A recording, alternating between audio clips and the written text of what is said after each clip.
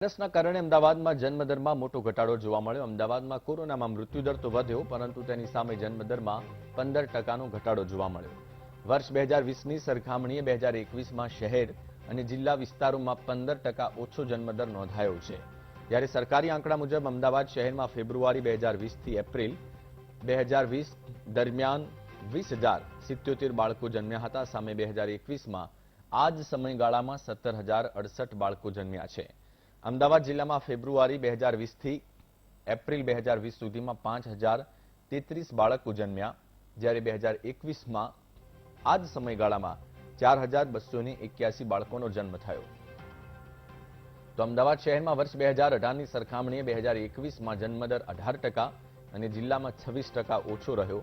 અમદાવાદ શહેરમાં છેલ્લા 2 વર્ષના મે મહિનાની સરખામણીએ આ વર્ષે મેમાં જન્મદર ઘટ્યો છે। મે 2019માં 8,216, જ્યારે મે 2020માં 5,749।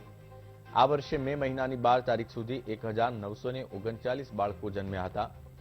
ત્યારે જન્મદર ઓછો રહેવા પાછળનું કારણ ડોક્ટરોના મતે કોરોના મહામારી, આર્થિક તંગી, આંતરરાજ્ય ટ્રાન્સફર, રોજગાર બંધ થયા, માનસિક તણાવ સાથે ઘરમાં વૃદ્ધ સભ્યો અને બાળકો અને માતાને સંક્રમણનું જોખમ હોવાથી પણ ઘણા દંપતીઓએ ફેમિલી પ્લાનિંગ ટાળ્યું હોવાનું ડોક્ટરો કહે છે।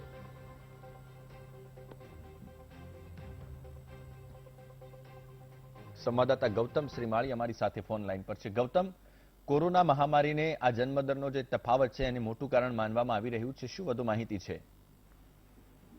જયેશ, કોરોનાના કાળમાં જે કહી શકાય કે મૃત્યુદરમાં વધારો થયો છે, તેની સામે જે જન્મદર છે તેમાં ઘટાડો નોંધાયો છે અને 15% જેટલો જે જન્મદર ઘટ્યો હોવાના આંકડા છે તે સામે આવી રહ્યા છે। જો કે અમદાવાદ શહેર અને જિલ્લાના જન્મદરમાં પણ આ જ પ્રકારનો જે ઘટાડો છે તે જોવા મળ્યો છે। જો કે અમદાવાદ શહેરમાં 18%નો જન્મદર ઘટ્યો છે, જ્યારે અમદાવાદ જિલ્લામાં 26%નો જન્મદર ઘટ્યો હોવાનું સામે આવી રહ્યું છે। જો કે ડોક્ટરોના મતે આ જન્મદર ઘટવા પાછળનું એક કારણ એ પણ સામે આવી રહ્યું છે કે સંક્રમણનું જોખમ છે તે મોટા પ્રમાણમાં જોવા મળતું હતું ને તેના કારણે આ પ્રકારની જે સ્થિતિ છે તે સર્જાય છે। સાથે આર્થિક તંગી છે તેટલી જ જવાબદાર છે, માનસિક તણાવભૂત કારણ છે તે પણ જવાબદાર ગણવામાં આવી રહ્યું છે।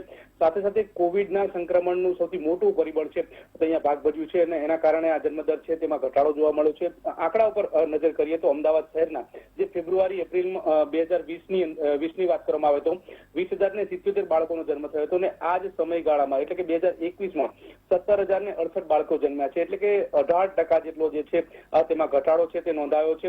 એ જ રીતે 2020ની વાત કરવામાં આવે તો જિલ્લામાં વાત કરવામાં આવે તો 2020ની અંદર 5,033 બાળકો જન્મ્યા હતા અને એ જ અરસામાં અમદાવાદ જિલ્લાના ફેબ્રુઆરી એપ્રિલ મહિનામાં 2021માં 4,281 બાળકો છે તે જન્મ્યા છે, એટલે 26%નો જન્મદરમાં ઘટાડો થયો છે। એ સાફ દર્શાવે છે કે કોવિડની સ્થિતિ છે તે જવાબદાર જોવા મળી હતી અને તેના કારણે આ પ્રકારની સ્થિતિનું નિર્માણ છે તે થયું છે, એટલે કે જન્મદર છે તેમાં મોટા પ્રમાણમાં ઘટાડો જોવા મળ્યો છે। જી બિલકુલ ગૌતમ, તમામ જાણકારી માટે આપનો આભાર।